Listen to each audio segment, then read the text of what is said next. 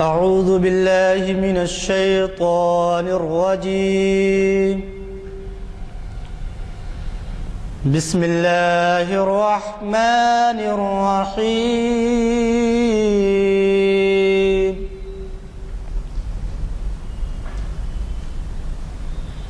قل أعوذ برب الفلق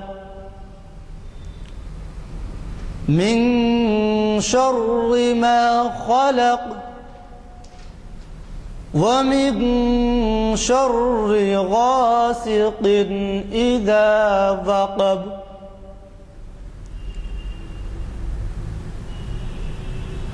قل أعوذ برب الفلق من شر ما خلق ومن شر غاسق إذا وقب ومن شر النفاثات في العقد ومن شر حاسد إذا حسد صدق اللہ العظیم. حضرات، جیسے کہ آپ واقف ہیں، آج ہماری اس نشست میں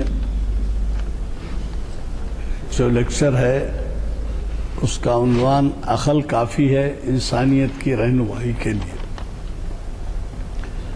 اور اس عنوان سے جناب اقبال احمد انجینئر صاحب ہمیں اس شریعت انفارمیشن کی 518ویں نشست کو مخاطب کر رہے ہیں. اور یہ نشست کانفرنس ہال جامع مسجد عالیہ میں بروز پیر بعد نماز عصر بتاریخ 23 دسمبر 2013 عیسوی مطابق 19 صفر 1435 ہجری منعقد کی جا رہی ہے. جیسے کہ آپ واقف ہیں، ہماری یہ نشستیں ہفتے میں 3 دفعہ ہوتی ہیں، اور پہلی نشست ہماری ہوتی ہے تاریخ اسلام کی ہفتے کے دن، اور دوسری نشست پیر کے دن ہوتی ہے شریعت انفارمیشن سروس کے نام سے، اور پھر چہارشنبے کے دن اقبال شناسی کی نشست ہوتی ہے. اور یہ تینوں نشستیں بعد نماز عصر ہوا کرتی ہیں، عصر تا مغرب. ہمیں مخاطب کرنے والوں میں بہت ہی نامور اسکالرز، پروفیسرز اور علماء اور نامور سوشل ورک دینی خدمات کے لیے جو اپنے آپ کو وقف کر چکے ہیں، ویسے حضرات ہمیں مخاطب کرتے ہیں. اور ہمارا طور طریقہ یہ رہا ہے کہ ہم ان حضرات کو جن کا ہمیں تعاون حاصل ہے، خواہش کرتے ہیں کہ وہ خود سے عنوان کی تجویز کریں. چنانچہ بڑی خوشی کی بات یہ ہوتی ہے کہ جو کوئی عنوان تجویز کیا جاتا ہے، اس عنوان کا پس منظر حالات حاضرہ اس سے اخذ کیا جاتا ہے. تو ظاہر ہے کہ ایسے جو بھی خطاب ہوتے ہیں وہ بہت ہی مفید ہوتے ہیں، اس لیے کہ ہم آج کل کے مصروفیات، ہمارے دن و روز شب و روز کے مصروفیات کی وجہ سے ہمیں اتنا وقت نہیں ملتا کہ ہم جو ہے حالات حاضرہ سے بخوبی واقف ہوں. یہ اور بات ہے کہ کچھ اخبار میں پڑھ لیے، کچھ ریڈیو یا ٹی وی سن لیے. ریڈیو تو خیر رہا نہیں، ریڈیو کا زمانہ ہی نہیں ہے. ٹی وی کا مشاہدہ کتنے لوگ کرتے ہیں معلوم نہیں، لیکن ایسے خطاب سننے سے ہوتا یہ ہے کہ ایک نچوڑ ہمارے سامنے آ جاتا ہے. اور یہ جو ہمارے مقررین ہیں یہ بہت ہی تیاری سے آتے ہیں، اور آپ اندازہ لگائیے کہ اگر ہم ان کے خیالات سے استفادہ نہ کریں تو وہ جو ہے ظاہر ہے کہ کوئی اچھا تاثر نہیں لے کے جاتے ہو، کیونکہ آپ کو سنانے کے لیے، آپ کو واقف کروانے کے لیے، آپ کی خدمت کے لیے وہ بلا معاوضہ یہاں پر آتے ہیں اور جو ہے ہمیں استفادے کا موقع دیتے ہیں۔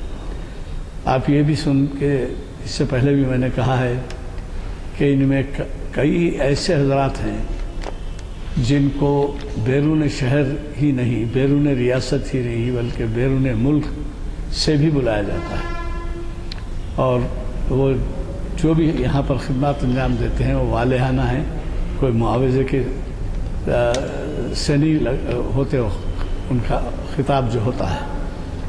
اور جبکہ میں نے کہا کہ جب انہیں باہر سے بلایا جاتا ہے تو پھر ان کے سفر خرچ کا بھی ہوتا ہے انتظام، ٹھہرنے کا بھی انتظام ہوتا ہے، اور کسی سب سہولتوں فراہم کی جاتی ہیں۔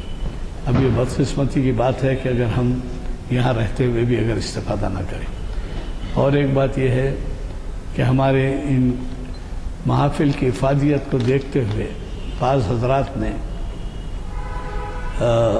ویب سائٹ کا انتظام کیا ہے، چنانچہ آپ جو اس ویب سائٹ کو دیکھ رہے ہیں، یہ انتظامات کو ویب سائٹ کے، اس کی وجہ سے دنیا کے کونے کونے میں ان محفلوں کا چرچا ہے، اور بعض تو جب حیدرآباد آتے ہیں تو اس کے کیسٹ مانگتے ہیں، بعض باہر سے ٹیلی فون کر کے یا کانٹیکٹ کرتے ہیں اور وہ یہ دریافت کرتے ہیں کہ سب فلاں کے لیکچر کا اخبار میں رپورٹنگ نہیں آئی، تو ہم کہتے ہیں کہ بھئی اخبار میں رپورٹنگ نہیں آئی لیکن آپ ویب سائٹ پہ بھی دیکھ سکتے ہیں۔ تو اس طرح سے یہ بہت ہی اہم محافل ہو گئی ہیں۔ یہی وجہ ہے کہ آپ اندازہ لگائیے کہ تاریخ اسلام کی 624ویں نشست چل رہی ہے، اور 624ویں نشست کے معنی کیا ہیں؟ ہر سال 45 نشست۔ اور وہ کیسے 45 نشستیں ہوتی ہیں کہ رمضان میں نشستیں نہیں ہوتی، 52 ہفتے میں 4 ہفتے تو وہی چلے گئے، اور اسی طریقے سے تہوار آ گیا، یا کبھی بہت شدت کی بارش ہو گئی، یا کوئی کرفیو لگ گیا، یا کوئی اور دقت پیش آئی، تو اس طرح سے ایک سال میں جب 45 نشستیں ہوتی ہیں تو آپ 624ویں لیکچر کا حساب لگا لیجئے کہ کتنے ہوتے ہیں۔ صرف 450 میں 10 سال ہو جاتے ہیں، یہ تو 624 ہے، یعنی مطلب یہ ہوا کہ تقریباً 15 سال۔ اور اسی طریقے سے آپ شریعت انفارمیشن سروس کی 518ویں نشست کا حساب لگا لیجئے، اور پھر محفل اقبال شناسی ہمارے پاس کی سب سے پرانی محفل ہے، اور یہ محفل اقبال شناسی جو ہے آغاز ان محافل سے ہوا، محفل اقبال شناسی سے، اور محفل اقبال شناسی کی 739ویں نشست ہے، یعنی یہ جب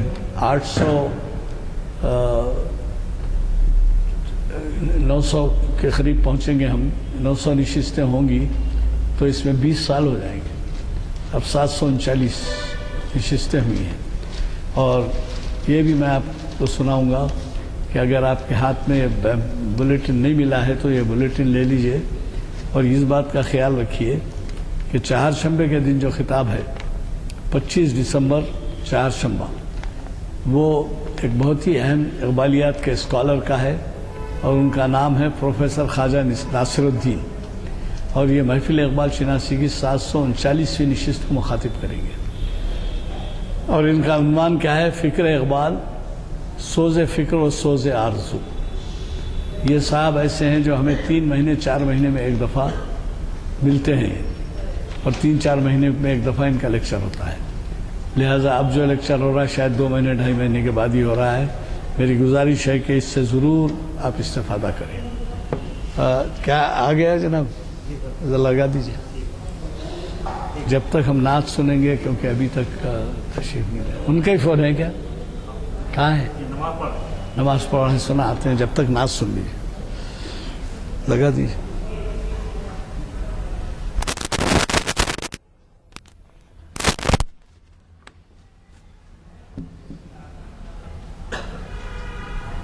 رسول الکریم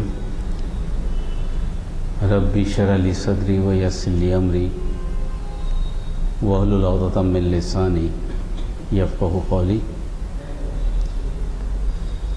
محترم غلام ازدنی صاحب ایڈوکیٹ اور حاضرین محفل،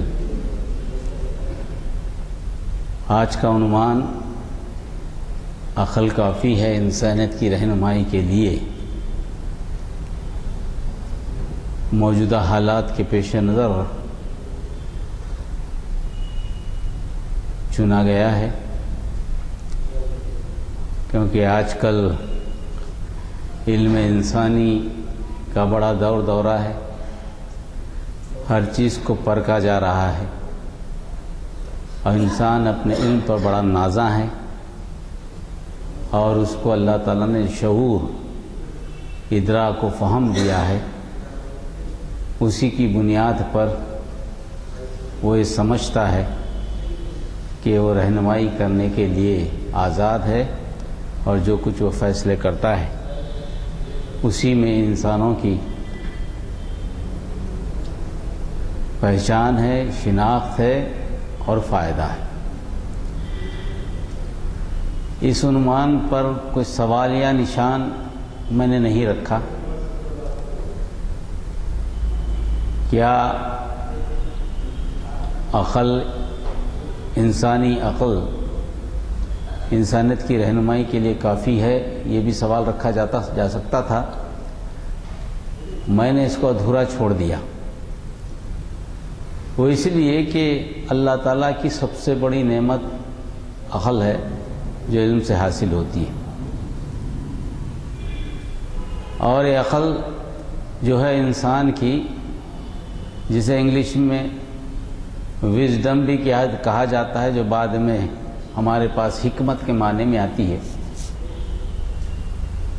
تو اس پہلو سے بھی غور کیا جا سکتا ہے، کیونکہ علم کے بعد جو چیز پیدا ہوتی ہے وہ دراصل عقل اور حکمت ہے۔ کہ علم کا صحیح استعمال ہو تو وہ حکمت بنتی ہے، اگر علم کا صحیح استعمال نہ ہو تو وہ زحمت بن جاتی ہے۔ تو علم کا حاصل کرنے سے جو عقل آتی ہے، عقل کے دو پہلو ہیں، یا تو اس کا اچھا استعمال کرے یا تو برا استعمال کرے۔ مگر عقل سے ایک بات تو ظاہر ہے کہ انسان کو جو شعور اللہ نے دیا ہے، اس میں یہ بات تو پوشیدہ ہے کہ انسان مجبور و بے بس بھی ہے، اور اس کے جو تجربات و مشاہدات ہیں جو اسے یہ اپنی زبان میں علم کہتا ہے، اس کا سلسلہ جاری ہے۔ اس کے تجربات و مشاہدات کا سلسلہ جاری ہے، ختم نہیں ہوا۔ یعنی انسانی عقل اپنی تکمیل کو نہیں پہنچی، اس کا علم انتہائی منزل پر نہیں پہنچا، اس نے تمام کائنات کو مسخر نہیں کیا۔ نہ وہ دعویٰ کر سکتا ہے کہ اور حقیقت میں کہہ سکے کہ کل کو یہ ہوگا، اور کائنات کی مدت کا تعین کر سکتا ہے، نہ کائنات کی انتہا کا تعین کر سکتا ہے۔ کائنات میں جتنے موجودات ہیں اس کا تذکرہ بھی یہ نہیں کر سکتا۔ کائنات میں کیا ہونے والا ہے، کیا چیز پیدا ہونے والی، اس کا بھی تذکرہ نہیں کر سکتا ہے۔ اتنی عقل رکھنے کے باوجود بھی گو کہ یہ پریڈکشن کرتا ہے، پیشین گوئی کرتا ہے، موسم کی پیشین گوئی ہوتی ہے، کبھی اکثر اوقات تو صحیح ہوتی ہے، مگر قطعی طور پر ایسا ہی ہوگا، یہ کہنا اس کے حدود سے باہر ہے۔ انسان تو ایک لمحے بعد کیا ہونے والا ہے اس کی خبر نہیں ہے۔ گو کہ وہ یہ تاریخ رکھتا ہے کہ ماضی کی بنیاد پر تاریخ رکھتا ہے، جس کو بنیاد بنا کر وہ حال کے موجودہ حالات کو پیش نظر رکھ کر مستقبل کے کچھ لاہے عمل کو ضرور بناتا ہے، اور اپنی عقل کو استعمال کرتا ہے اور جائز کوشش کرتا ہے، مگر کامیابی اور ناکامی کی کوئی بنیاد عقل سے پیدا نہیں ہوتی۔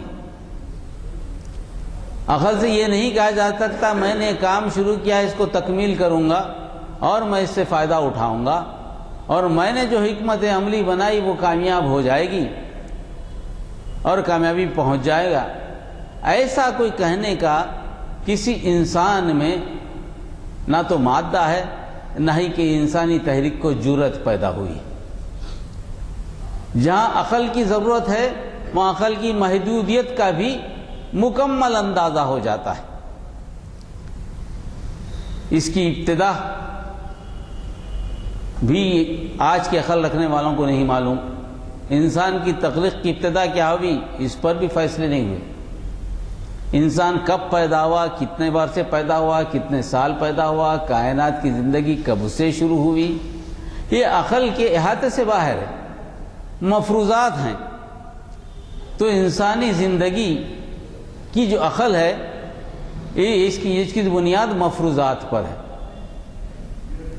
تو یہ تو سب بتاتی ہے کہ بھئی اس کو کیا چاہیے، کیا ہونا چاہیے، اور یہ مخلوق ہے، یہ محتاج ہے، یہ تو بتاتی ہے۔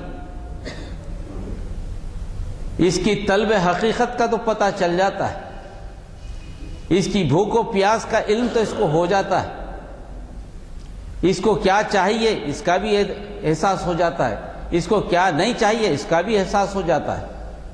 جتنی ضرورتیں ہیں اس کا خیال تو اس کو ہو جاتا ہے، مگر ضرورت پیدا کرنے کے ذرائع کو استعمال کرنے میں یہ مکمل طور پر کامیاب ہے اور ضرورتوں کی تکمیل کرے گا، ایسا ممکن نہیں ہے۔ کوشش ہے، کوشش کی کامیابی عقل کی بنیاد پہ نہیں ہوتی، یہاں عقل آ کر کمزور ہو جاتی ہے۔ جہاں عقل کی ضرورت کا احساس ہے وہاں عقل کی محدودیت کا بھی اگر احساس ہو جائے تو پتہ چلتا ہے کہ جو چیز محدود ہے، جو پابند اصول ہے، جس میں کچھ کمزوریاں ہیں، عقل لیں تو کس کی لیں، کون صاحب عقل ہے جس کی پیشوائی کو قبول کریں، کون سے قوم کے لیے کون سا آدمی عقل مند ہے یا دوسری قوم کے لیے وہ پسندیدہ ہے، اس کو قبول کریں۔ یہ ایسے سوالات ہیں جس کے جوابات نہیں، کہیں اتفاق ممکن نہیں ہے۔ تو ایسی عقل، ایسا وزڈم، ایسی حکمت جو محدود و مجبور ہو، نہ جس کی انتہا کا علم ہے، جس کی نہ ابتدا کا علم ہے نہ تو انتہا کا تعین ہے، تو ایسی عقل رہنما بن جائے انسانیت کے لیے، یہ ذرا مشکل سودا ہے۔ اس کو عقل ہی نہیں مانتی۔ جس عقل پہ ہم بھروسہ کریں اس عقل وہ عقل نہیں مانتی کہ ایسا ممکن نہیں ہے۔ جو کمزور انسان ہو، جس میں کمزوری ہو، وہ کیسا لیڈ کرے گا، کیسی رہنمائی کرے گا، یہ ممکن نہیں ہے۔ مگر آج کے موجودہ دور میں اسی کو ممکن سمجھا گیا ہے۔ آج جو انسان فیصلے کرتا ہے اپنی عقل کی بنیاد پر، اس پر ٹک جاتا ہے، اس پہ اڑ جاتا ہے، یہ کہتا ہے کہ ہمارا جو نظام ہے اس سے بہتر کوئی نظام نہیں ہو سکتا، ہمارا جو علم ہے اس سے بہتر کوئی علم نہیں ہو سکتا۔ آج کے زمانے میں ہم نے تجربات کی بنیاد پر جو قانون نافذ کیے ہیں، قانون بنائے ہیں، اس سے ہی انسانی حقوق کا نفاذ ہو سکتا ہے، پہچان ہو سکتی ہے، تعلیم ہو سکتی ہے۔ اور جو آج کی عقل کی بنیاد پر جو نہیں ٹکتا، ریزننگ نہیں دی سکتی، تجربات و مشاہدہ سے کوئی دلیل اسے نہیں ملتی، تو اس کو انکار کر دیتا ہے، اور اسی کو ہیومن سائنس بھی کہا گیا ہے۔ سائنس دلیل و ثبوت مانگتی، اور جو ثبوت دلیل نہ ملے تو اس کا انکار کر دیتی ہے۔ حالانکہ جسم میں کئی چیزیں ہیں، انسان کو اگر چمٹی لے جائے، کو کانٹا چبھ جائے تو درد محسوس ہوتا ہے، دکھائی نہیں دیتا، اس کی چیخ سے پتہ چلتا ہے، اس کے تڑپنے سے پتہ چلتا ہے کہ یہ درد میں ہے، مگر درد کو آپ دیکھ نہیں سکتے، ہوا کو آپ نہیں دیکھ سکتے، محسوس کر سکتے۔ زندگی کے پیدا ہونے کو آپ تصور کر سکتے ہیں، مگر پیدائش پہ آپ اپنے پیدائش پہ اختیار نہیں رکھتے، آپ کسی کو موت سے بچا نہیں سکتے۔ تو دنیا میں کئی ایسی چیزیں ہو رہی ہیں جو عقل کے لیے ایک مسئلہ بنی کھڑی ہیں، وہاں عقل کام نہیں کرتی۔ اسی لیے علامہ اقبال سے جب سوال کیا گیا عقل کا، اور عقل کی محدودیت کا سوال کیا گیا، تو انہوں نے بڑے اچھے الفاظ میں کہا، اچھا ہے دل کے ساتھ رہے پاسبان عقل. یہ بڑا اچھا ہے. اچھا ہے دل کے ساتھ رہے پاسبان عقل، لیکن کبھی کبھی اسے تنہا بھی چھوڑ دے. ہمیشہ عقل کی نگرانی میں کوئی فیصلہ نہ کرو. ہر انسان کی عقل کا معیار الگ ہے، معیار کا درجہ الگ ہے. انسانیت کے لیے اگر کوئی عقل رہنمائی کا باعث بن سکتی ہے تو عقل ایسی ہو جو اس کے ماضی سے بھی واقف ہو، جسے حال کا بھی علم ہو، جو مستقبل کے تعلق سے بھی علم رکھتا ہو کہ انسان کیا کرنے والا ہے، کیا نہیں کرنے والا ہے. عقل اس چیز کی تو نشاندہی کر دیتی ہے. یہیں سے اسلام شروع ہوتا ہے. عقل جب اپنی محدودیت کو مان لیتی ہے، جب علم اپنے علم کے زور کو ختم کر دیتی ہے، اپنی کمی پر حیران رہتی ہے، وہیں سے اسلام شروع ہوتا ہے. وہاں اس کی رہنمائی اسلام کرتا ہے، وہاں اس کی رہنمائی خالق کرتا ہے. مخلوق کی عقل محدود، مخلوق کی بصارت محدود، مخلوق کی بصیرت محدود، ہر چیز سے دی گئی ہے مگر محدود. اور لامحدود کائنات کا اندازہ کرنا، اس کو سمجھنا اس محدود عقل کے لیے ایک مسلسل جد و جہد ہے. گو کہ بس عقر کر دیا گیا ہے، مگر آخری وقت تک یہ معلوم کرتے رہے گا. وہ جو علم ناقص ہے اور اپنے ترقی کے مدارج پر چل رہا ہے، وہ علم انسان کی رہنمائی نہیں کر سکتا. جو خود کمزور ہو دوسروں کی رہنمائی کیا کرے.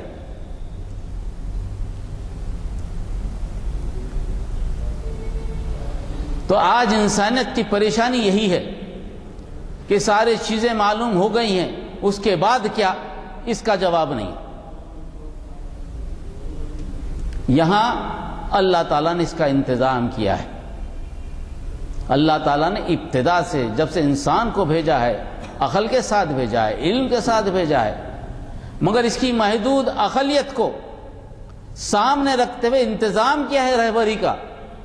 رہبری کی ذمہ داری اللہ نے لی ہے، ہدایت کی ذمہ داری اللہ نے لی ہے. انسان کی عقل کو ہدایت کی ذمہ داری نہیں دی گئی، انسان کی عقل کو رہنمائی کی ذمہ داری نہیں دی گئی، انسان کی عقل کو جائزے کی ذمہ داری لی گئی، انسان کی عقل کو ماحول کو سوچنے سمجھنے کی ذمہ داری لی گئی، انسان کی عقل کو نفع و نقصان کو سمجھنے کی ذمہ داری دی گئی. مگر نفع کس میں ہے، نقصان کس میں ہے، فائدہ کس میں ہے اور خسران کس میں ہے، یہ ساری کی ساری باتیں اللہ نے بتائی ہیں عقل کو.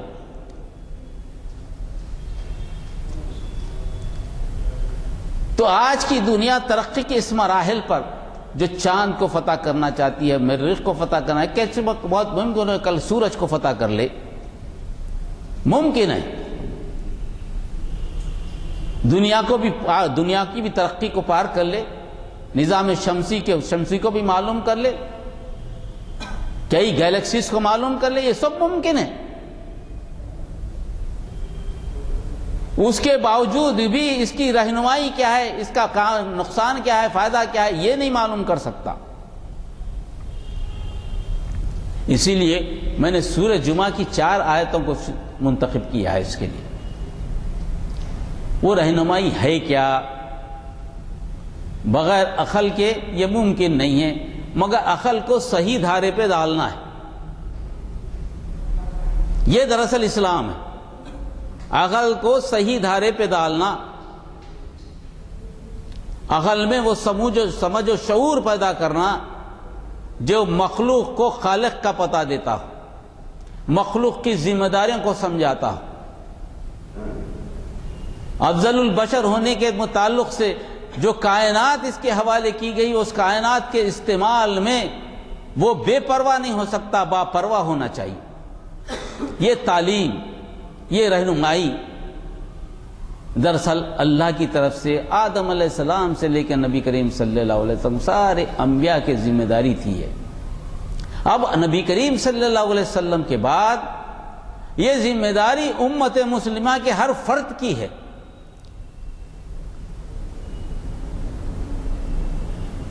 یہ اپنی عقل کی تربیت اس تعلیم سے کرے اور لوگوں کو اس کی طرف بلائے کہ جو تم سوچ رہے ہو تمہاری سوچ مفروضات پر ہے.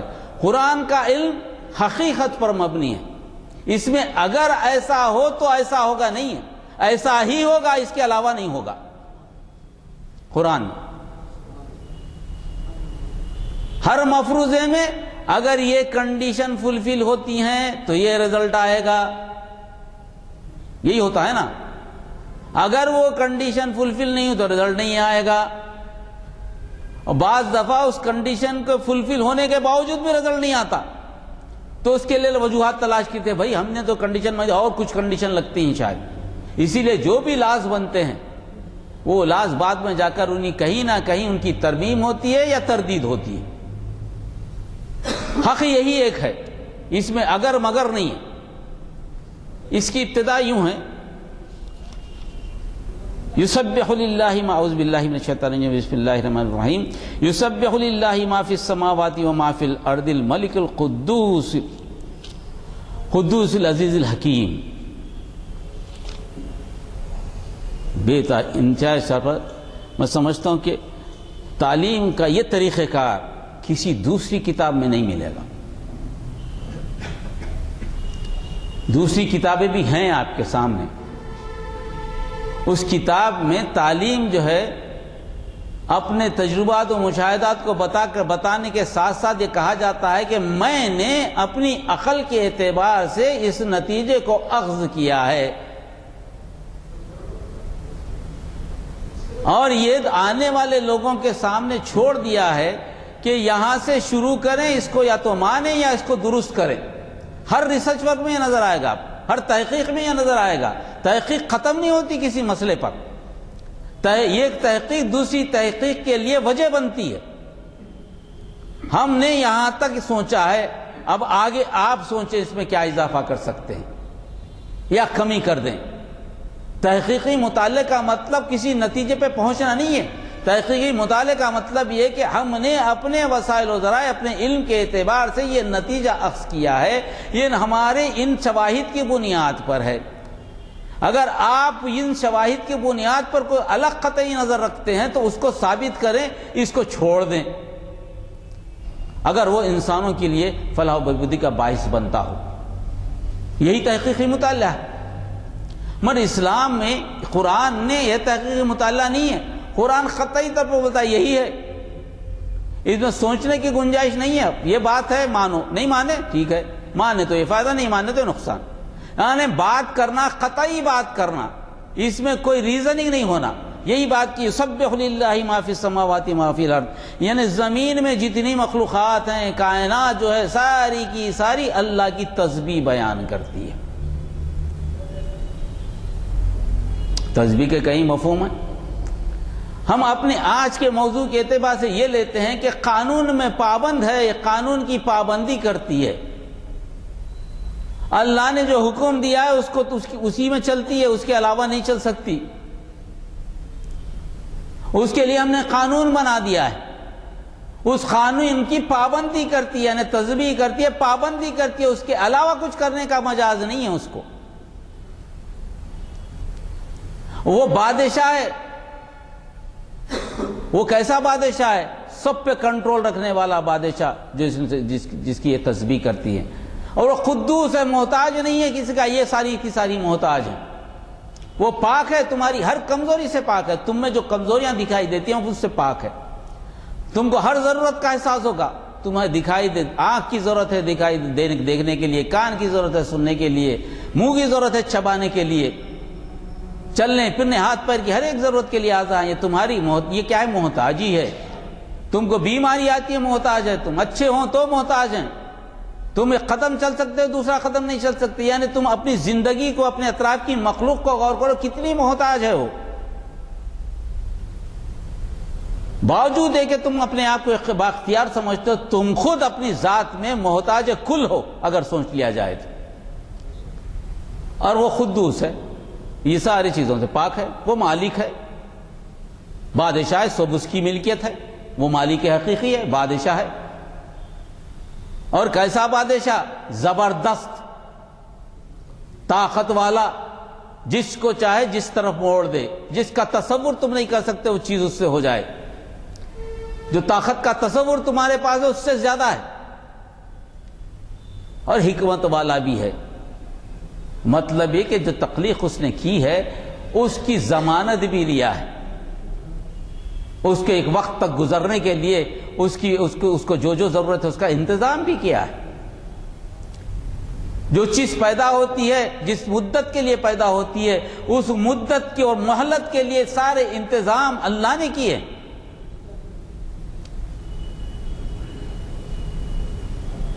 وہ علم ہی نہیں رکھتا مگر علم کا استعمال کیسا اس کا علم وہ حکمت بھی رکھتا ہے۔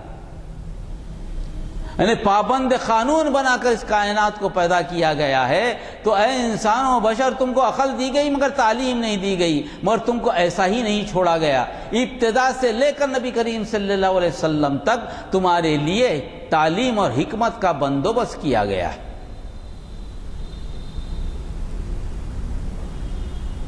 ہر قوم میں نبی بھیجیں، اسی لیے کہا گیا تمہاری تعلیم کا بندوبست کیسا ہے؟ هو الذی بعث فی الامیین رسولا منہم،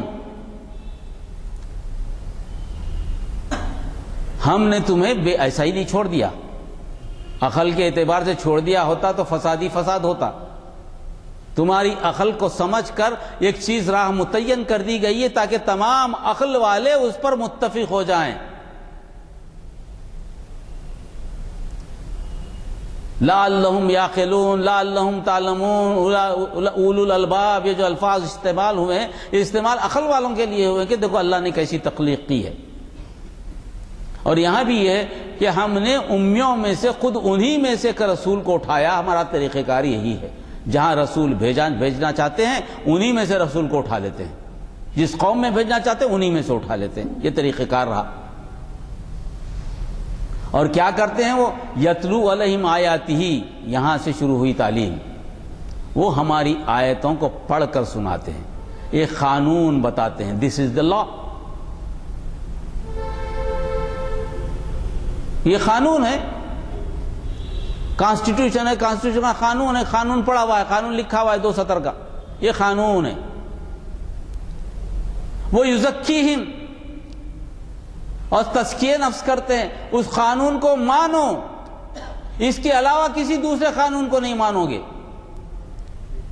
بھیجنے والا دینے والا ایک ہی ہے، اسی قانون کو مانیں گے، یہی تزکیہ نفس ہے۔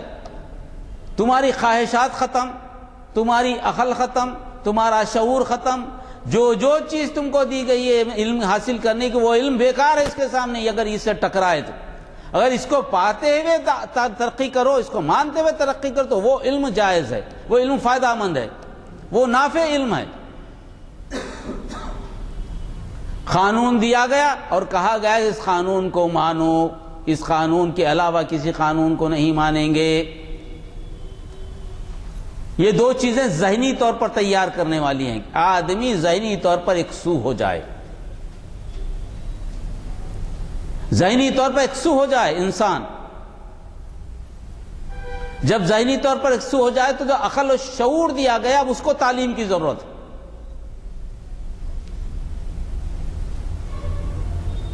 پہلے ارادہ تو پختہ ہو جائے، طے تو کر لے کہ قانون پڑھے گا، جس قانون میں جانا، جس سبجیکٹ کو پڑھنا چاہ رہا ہے اس سبجیکٹ کے تعلق سے سبجیکٹ کو سمجھ تو لے۔ مجھے انجینئرنگ کرنی ہے تو انجینئرنگ میں داخلہ لے، مجھے میڈیسن کرنا ہے میڈیسن میں داخلہ لے، کوئی مینجمنٹ کرنا چاہ رہا ہے مینجمنٹ میں داخلہ لے۔ یعنی پہلے سبجیکٹ کا تو تعین ہو جائے کہ کیا کرنا چاہ رہا ہے اور کیا نہیں کرنا چاہ رہا ہے، یہ تو تعین ہو جائے۔ جب یہ تعین ہو جائے گا اپنے آپ کو مکمل طور پر اس کے حوالے کر دے گا۔ اس کے علاوہ کوئی انجینئرنگ میں جا رہا ہے اور میڈیسن پڑھ رہے ہیں، یہ نہیں ہو سکتا نا، نہیں ہو سکتا۔ یہ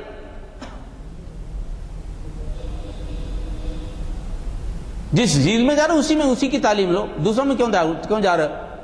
اب اس کے بعد تعلیم کا معاملہ آئے گا، جب ذہن کی ایک سوئی ہو جائے گی اس وقت یعلمون الکتاب والحکمہ۔ نبی کیا کرتے ہیں؟ نبی تو پہلے تمہارے ذہنوں کو موڑتے ہیں، تمہارے ذہنوں کو راغب کرتے ہیں، اللہ کی موجودگی کا احساس دلاتے ہیں، اللہ کے قانون کو قانون صحیحہ بتاتے ہیں، دوسرے قانون کو قانون باطلہ بتاتے ہیں، خواہشات کو انسان کی کمزوری بتاتے ہیں، مفادات مفادات اللہ کے اعتبار سے طے ہوں، معاملات اللہ کے حکم سے طے ہوں، معاملات اور اس کے لیے اب آ گئی تعلیم۔ وہ قانون جو آیا اوپر، جو آیتیں آئیں گی، اس کی تعلیم شروع ہوگی۔ اب زندگی کے ہر مسئلے پہ علم، دنیا کا کوئی ایسی انسان کی کوئی ایسی ضرورت نہیں ہے، ضرورت ہے ہی نہیں جس کی تعلیم نہ دی گئی ہو، ہر ضرورت کی تعلیم دی گئی۔ ہاتھ کیسے ہلانا تعلیم، سر کیسے ہلانا تعلیم، بیٹھے تو کیسے بیٹھنا، سوئے تو کیسے سونا، یہاں تک کہ بیت الخلاء گئے تو کیسا کرنا، استنجا کرے تو کیسا کرنا، دھوئے تو کیسا دھونا۔ کون سا انسان کا ایسا علم ہے جس کی تعلیم نہیں دی گئی، جس سے اللہ خوش ہوتا ہو؟ کوئی بھی عمل لے لیجئے، اور وہ عمل یہیں کا نہیں، ہر قبیلے پر، دنیا کے خطے میں بسنے والے ہر انسان پر، کالا ہو، گورا ہو، جاہل ہو، عالم ہو، کسی معیار کا ہو، کوئی اس سے باہر نہیں ہے۔ تعلیم کا دے دینا اکلا ہے، تعلیم دینا، ایک علم کا حاصل ہونا ایک بہت اچھی بات ہے، مگر جب تک کہ علم کا استعمال معلوم نہ ہو، کون سی بات کب کہی جائے، کیسے کہی جائے، علم کا فائدہ نہیں ہوتا۔ بڑے ماہر علم ہیں، بہت اچھے جاننے والے ہیں، بڑے دقیق الفاظ میں گفتگو کر سکتے ہیں، بڑے جو ہے نا محاوروں سے گفتگو کر سکتے ہیں، علم کی انتہا ہے، زبان کو بہت اچھی طرح سمجھ لیا آپ نے، مگر با محاورہ گفتگو اگر ایک گاؤں کے آدمی کے سامنے آپ کریں جن کو محاورہ کا پتہ نہیں، علم تو آپ کے پاس ہے مگر اس کو کیا فائدہ ہونے والا ہے؟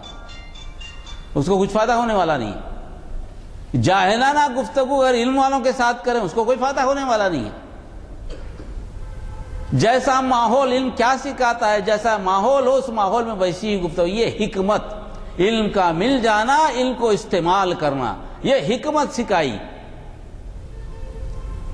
تو انسان کی تربیت کس طرح ہوئی ہے دیکھیے، جس عقل کو ہم آج تو عقل کو خدا مانتے ہیں، خدا کے وجود کا انکار ہو رہا ہے۔ جتنے بھی پڑھے لکھے لوگ ہیں یا مغرب کے وغیرہ کے، عقل ہی ہماری رہنمائی کا باعث ہے، کوئی دوسری ضرورت نہیں، نہ تو خدا کی ضرورت ہے، نہ تو پیغمبر کی ضرورت ہے، نہ تو کتاب کی ضرورت ہے، ہماری عقل کافی ہے انسان کو۔ یہاں تک کہہ دیا کہ نظاموں میں ڈیموکریسی سے اچھا نظام نہیں ہو سکتا، سیکولرزم سے اچھا نظام نہیں ہو سکتا، حقوق انسانی کے جو تعین کر دیا وہ حقوق انسانی کے علاوہ کوئی نہیں ہو سکتے۔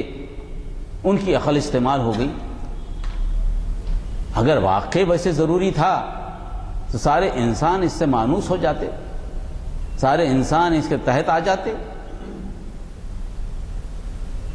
فرق ختم ہو جاتا امیر و غریب کا، ترقی یافتہ ممالک الگ نہیں ہوتے، ترقی پذیر ممالک الگ نہیں ہوتے، غریب ملک الگ نہیں ہوتے، یہ تقسیم نہیں ہوتی، طبقات میں نظام نہیں بڑھ جاتا، کیونکہ سارے انسان کو پیدا کرنے والا تو خالق ہے، اس نے تو طبقاتی بنیاد پہ نہیں پیدا کیا۔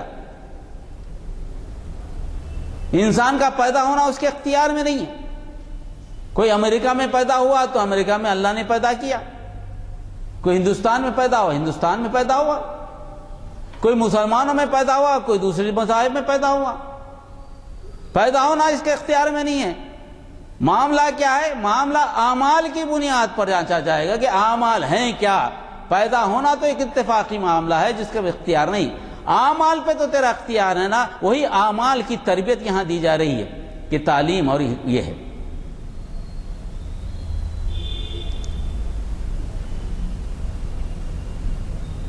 ان کانوا من قبل فی ضلال مبین، ورنہ اس سے پہلے تم گمراہی میں مبتلا تھے۔ یعنی یہاں پر ایک اصول بتایا گیا، وہ اصول یہ ہے کہ جب جب قوموں میں گمراہی بڑھ جاتی ہے، ویسے تو تعلیم آتی رہی ہر زمانے میں، کسی زمانے میں ایسا نہیں ہوا کہ اللہ تعالیٰ نے انسانیت کی رہنمائی کے لیے کسی کو نہیں بھیجا۔ اول تو لوگوں نے اس کو فالو کیا، مگر بعد میں اپنی خواہشات اور مفادات کے تحت شیطان کے بہکاوے میں آ کر اس میں جو ہے نا اضافہ کیا، یا خود اپنی خواہشات کی تکمیل کے لیے اس کو بدل ڈالا، اس کے مضمون کو بدل ڈالا، ان کے احکامات کو بدل ڈالا. یہ ساری چیزیں ہوتی رہی اور اب اچھی تعلیم کو چھوڑ کر گمراہ ہو گئے، یعنی راہ جو بتائی گئی تھی اس سے گم ہو گئے. جو راہ مستقیم تھی اس کو چھوڑ دیا انہوں نے،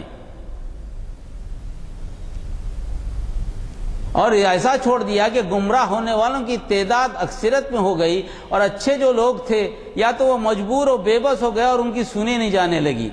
یعنی غلبہ کس کا ہوگا؟ گمراہی کا ہو گیا. جب گمراہی کا غلبہ ہو گیا کسی سماج میں، ایسے سماج میں انبیاء کو بھیجا گیا گمراہی کے سب. تو نبی کریم صلی اللہ علیہ وسلم کا آنا بھی ایک گمراہ سماج میں تھا. اور یہ حکم جو دیا گیا ہے، جب ایسی گمراہی کو تم دیکھو تو دائی امت ہونے کے وجہ سے تمہیں اس گمراہی کو ختم کرنے کے لیے آگے بڑھنا پڑے گا، کیونکہ اس کے بعد نبی نہیں آنے والے. جو تعلیم نبی کریم صلی اللہ علیہ وسلم جن مدارج میں دی ہے ان مدارج کو سمجھو. جب تک کہ ذہنی اور فکری تبدیلی نہ آئے تعلیم کا کوئی مطلب ہی نہیں ہے. 50 قسم کے باتیں کرو، اب جب تک کہ اللہ کی توحید ہی نہیں معلوم، اللہ پہ ایمان ہی نہیں ہے، آخرت پر ایمان نہیں ہے، ان کو حکم دے کہ یہ کرو، سنتا چلے جاتا ہوں چاہے کوئی بھی ہو. اہل کتاب کا مطلب اہل کتاب یہودی نصارہ نہیں، مسلمان بھی آتے ہیں. جب تک یہ یقین نہ ہو کہ اللہ موجود ہے، اللہ دیکھ رہا ہے، اللہ ہمارے ساتھ ہے اور اللہ نگہبان ہے، اللہ ہم سے محاسبہ کرے گا اور وہی کرنے والا ہے، وہی دینے والا ہے، نفع نقصان اس کی ذمہ داری ہے، ہماری ضرورت کی تکمیل وہی کرنے والا ہے، کوئی دوسرا نہیں. ہم توبہ کریں گے تو قبول کرنے والا وہ ہے، ہم گمراہ ہو تو راہ بتانے والا وہ ہے. یہ یقین کامل جب تک نہ ہو جائے اس وقت تک تعلیم کا کوئی فائدہ ہی نہیں ہوتا. اسی لیے 13 سال کی مسلسل زندگی، مکے کی زندگی، یہی تو اسٹرگل تھی. تعلیم تو 10 سال کے بعد آئی کہ کیا کرنا، کیسا کرنا. حقوق العباد کا جو تذکرہ ہے وہ پہلے حقوق اللہ کی بات سمجھائی کہ اللہ کیا ہے اس کو پہچانو، اس کے بعد کام کرنا بڑا آسان ہو جائے گا. آج کے زمانے میں 2 مرحلے ہمارے بگڑے ہوئے ہیں. غور و فکر کیجئے. ایمان کا ہم دعویٰ تو کرتے ہیں مگر واقعی لا الہ الا اللہ کے تقاضوں کی تکمیل ہوتی ہے یا نہیں ہوتی ہے؟ توحید پہ بات کرنے کو ہم تیار نہیں ہیں.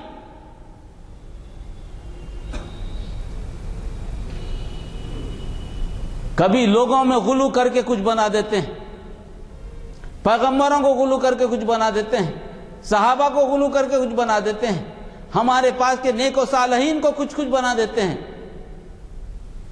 غلو کا یہ سلسلہ چاہے کچھ بھی ہو، نام کے بارے میں ہو، صفات کے بارے میں ہو، اختیارات کے بارے میں ہو، احکامات کے بارے میں ہو، نبی کریم صلی اللہ علیہ وسلم کو اجازت نہیں تھی کہ اللہ کی شریعت میں کوئی تبدیلی کرے. اللہ جو کہہ رہا ہے وہ لوگوں تک پہنچا دو. سب سے بڑے پیغمبر افضل الانبیاء، شریعت میں تبدیلی کا اختیار نہیں. یہ تعلیم تو نبی کریم صلی اللہ علیہ وسلم نے ہم تک پہنچائی. واقعی نبی کی پیروی کرتے ہوئے اطاعت رسول میں، اطاعت الہی میں اگر واقع ہم اس کو سمجھتے ہیں، لا الہ الا اللہ کا مطلب اگر ہم سمجھتے ہیں تو محمد الرسول اللہ کے پر عمل کرنا بڑا آسان ہے. چاہے محمد الرسول اللہ کی کئی باتیں بتا دی جائیں، حدیث کئی کے کئی آپ کو سمجھا دیے جائیں، جب تک مسجد میں رہیں گے، جب تک اس ماحول میں رہیں گے کچھ اثر تو ہوگا، ایسا نہیں کہ نہیں ہوگا، یا کچھ دنوں تک اثر ہوگا، مگر خواہشات نفسانی کو دبانے میں کام نہیں آئیں گے، کیونکہ وہاں اللہ کا خوف نہیں ہے، محاسبے کا خوف نہیں ہے، آخرت کا خوف نہیں ہے. توحید کے ساتھ جب تک آخرت نہ جڑے اس وقت تک رسالت نہیں آتی.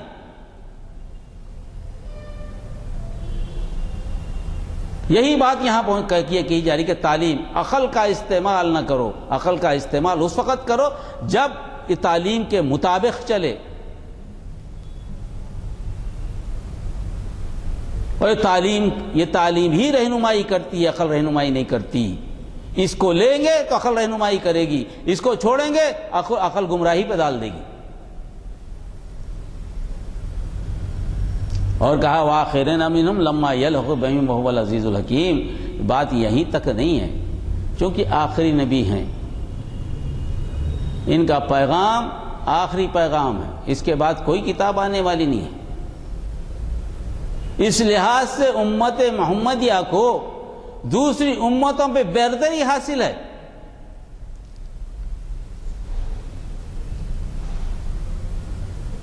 جو یہاں موجود نہیں ہیں، یعنی نبی کریم صلی اللہ علیہ وسلم کے زمانے میں جو لوگ نہیں ہیں جن کو رسول نے تعلیم دی، ان کے فرائض میں شامل ہے کہ تعلیم ان کے بعد کے آنے والوں تک پہنچائیں، اور ایک کے بعد دیگر ایک کے بعد دیگر یہ سلسلہ چلا رہے جب تک کہ قیامت نہ آ جائے۔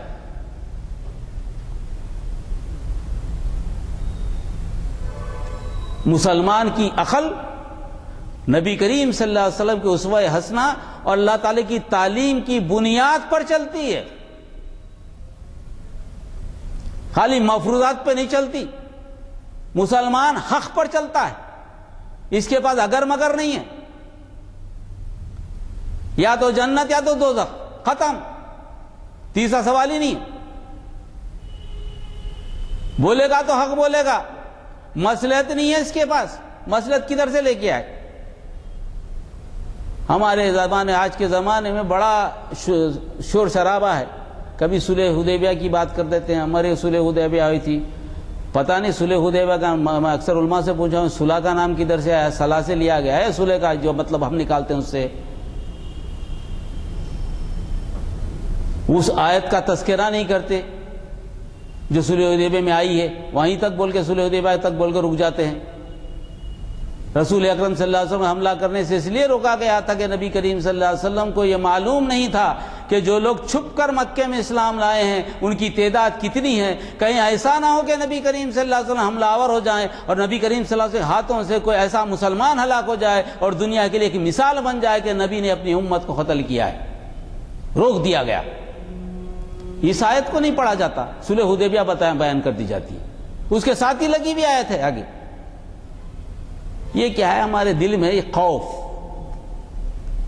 اللہ کے حکم پہ چلنے کے لیے خوف۔ جب تک خوف نہیں نکلا اس وقت تک ایمان کہاں سے آئیں گا؟ ایمان کا خوف تو ایمان تو اسی وقت آئیں گا جب اللہ کا خوف ہی ہو، دوسرا خوف نہ ہو۔ دل کے خانے میں صرف اللہ ہو، اللہ کا نور ہو تو خوف آئے گا اللہ کا۔ دل کے کئی خانے بنے اس میں چھوٹے خانے میں اللہ ہے، جب مشکل آئے گی تو وہ خانہ جاگے گا، ورنہ مشکل نہیں آئے گی تو وہ دوسرے خانے جو مفادات کے خواہشات ہیں وہ چلتے رہیں گے، وہ خانہ دب جائے گا، پھر اللہ پر ایمان ایسا نہیں چلے گا۔ یہ دوہری حرکت نہیں چلے گی، یا تو آپ ادھر یا تو ادھر۔ مصلحت نہیں ہے، حکمت ہے اس میں۔ نبی کریم صلی اللہ علیہ وسلم نے بھی جب صحابہ پیچھے ہٹے تو پیچھے ہٹنے کو حکمت سے تعبیر کیا، اور کیا سمجھایا؟ پیچھے ہٹ رہے ہیں تم کسی جنگ میں تو کسی جنگ میں پیچھے ہٹو تو سمجھ کے ہٹ رہے ہیں کہ تم پلٹ کر وار کرو گے، اقدام تمہارا جو پیچھے ہٹ رہے ہیں، پیچھے ہٹنے کا اقدام مقدم ہوگا، پھر بعد میں اقدام کرو گے تم۔ یہ سوچ و فکر ہے۔ ہمارے پاس مصلحت کا مطلب دبک جانا، جو ہو رہا ہونے دو بھائی، اپن تو کچھ نہیں کر سکتے نا، تعریف ہے۔ اکثر تخریت کی بنیاد پر سوچنا، حق بات کہنے کے لیے پریشان ہو جانا، حق بات کہنے، حالانکہ آپ کا فرض ہے، نبی کریم صلی اللہ علیہ وسلم نے کہا کہ کوئی مومن ایمان کا تقاضا یہ ہے اگر سامنے اس کے کوئی برائی ہو رہی ہے تو اس کو روک دے۔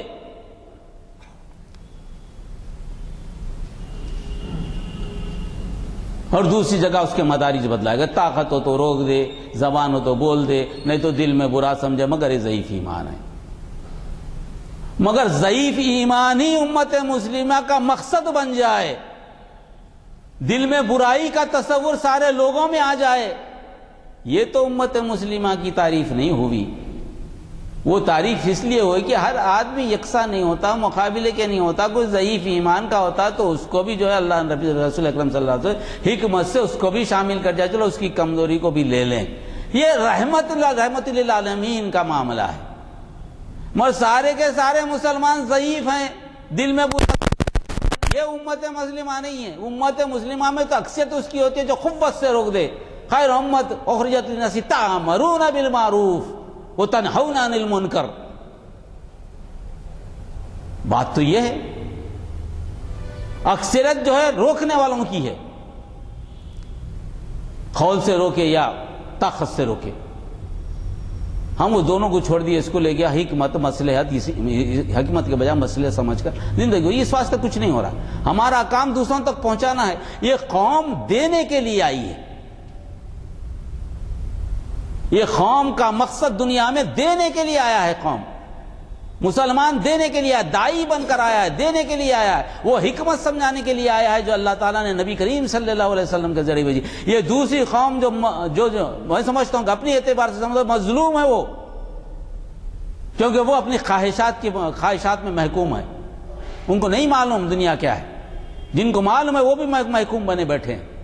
تو تعلیم نہیں ہوئی، انہیں عقل کا استعمال صحیح نہیں کیا، ان کی عقل رہنمائی نہیں کر رہی، ان کی عقل تو کمپرومائز کر رہی ہے۔ مصلحت کا مطلب کیا ہے؟ کمزوری کو چھپانا، مصلحت سے کام کرنا۔ کیوں؟ میرے کو نقصان ہوتا ہے، نقصان سے بچ جانے کے بعد تھوڑے واسطے خاموش بیٹھ جاؤ، یہی بات ہے نا۔ مصلحت کیا ہے؟ صلح کر لینا، جب طاقتور دکھے تو صلح کر لو۔ کمزور مسلمانوں کو حضرت عمر نے پسند نہیں کیا، چاہے کسی اعتبار سے ہو۔ حق بولنے میں جری ہونا، جرأت آنا، اور اس میں فائدہ ان کا ہے، آپ کا نہیں۔ آپ کا حق ادا ہو رہا، اس کا فائدہ ہے جس کو بولا جا رہا ہے، وہ بیچارے کو معلوم نہیں ہے۔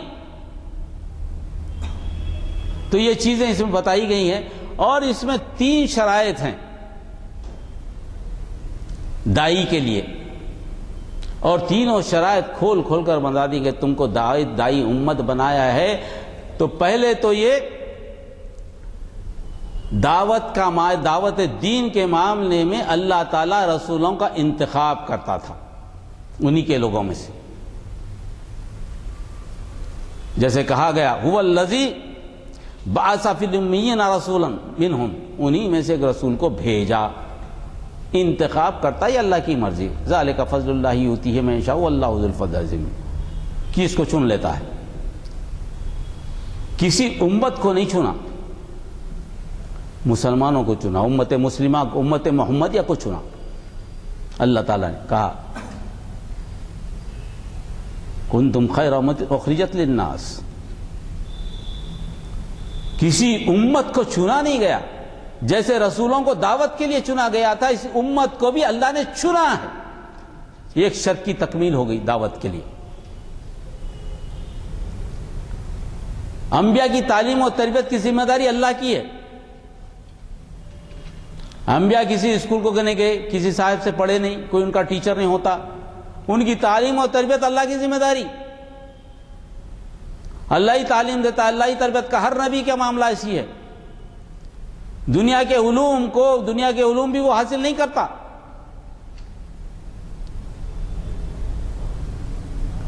اسی طرح امت مسلمہ کی تعلیم و تربیت کی ذمہ داری کس کو کون سی ہے؟ نبی کریم صلی اللہ علیہ وسلم نے اطیعوا اللہ و اطیعوا الرسول کہا گیا آپ کو، ما آتاکم الرسول فخذوہ وما نہاکم عنہ فانتہوا۔ تعلیم و تربیت آپ کی کس نے کی؟ اللہ نے کی، اور رسول کو نمونہ زندگی بنا دیا۔ ہر نبی کو کچھ نہ کچھ معجزہ دیا گیا ہے تاکہ ان کا ایمان و یقین مستحکم ہو، اور ان کی دعوت جو ہے نا پھر یکسی سے کریں۔ قوم عاد، قوم سمود میں انبیاء کو بچا لیا گیا، عذاب سے ہلاک کر دیا گیا، باقی لوگوں کو انہوں نے ہدایت کر دی۔ حضرت ابراہیم علیہ السلام کے موت کے معلوم میں تھے، 4 پرندوں کو مار کر وہاں ان کو موت کے بعد زندگی بتا دی گئی۔ حضرت عیسیٰ کو معجزے، حضرت موسیٰ کو معجزے، حضرت نبی کریم صلی اللہ علیہ وسلم کو معجزے دیے گئے۔